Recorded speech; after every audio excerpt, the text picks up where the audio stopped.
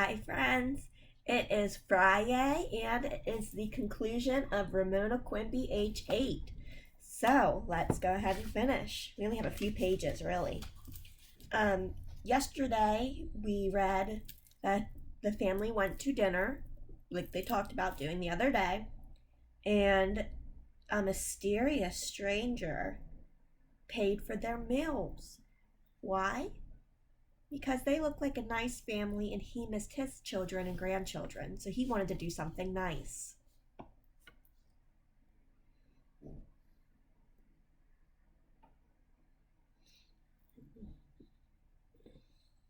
You know, said Mrs. Quimby thoughtfully as the car left the parking lot and headed down the street, I think he was right.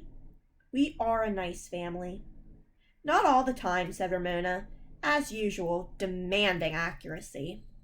Nobody is nice all the time, answered her father. Or if they are boring. Not even your parents are nice all the time, added Mrs. Quimby. Ramona secretly agreed, but she had not expected her parents to admit it.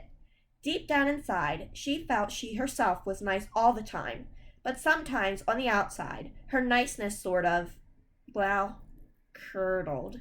You know what curdled means? Have you ever seen cottage cheese? Now it's like chunky or blue cheese. That's curdled. Then people did not understand how nice she really was.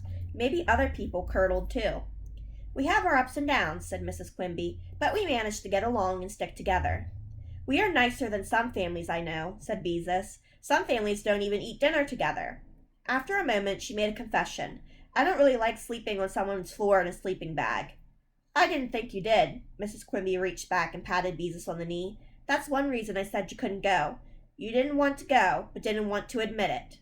Ramona snuggled inside her car coat, feeling cozy and closed in the car, with the heater breathing warm air on her nice family. She was a member of a nice, sticking-together family, and she was old enough to be depended upon, so she could ignore, or at least try to ignore, a lot of things. Willa Jean. She would try reading her sustained silent reading books aloud because Willa Jean was old enough to understand most of them. That should work for a little while. Mrs. Welly, some things were nice about her and some were not. Ramona could get along.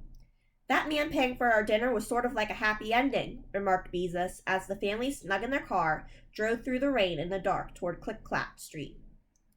A happy ending for today, corrected Ramona. Tomorrow, they would begin all over again.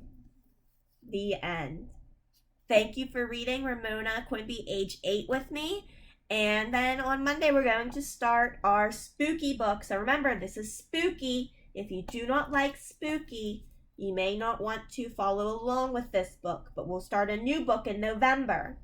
This is Phantom of the Auditorium, and it is a Goosebumps book. All right, friends, have a wonderful weekend.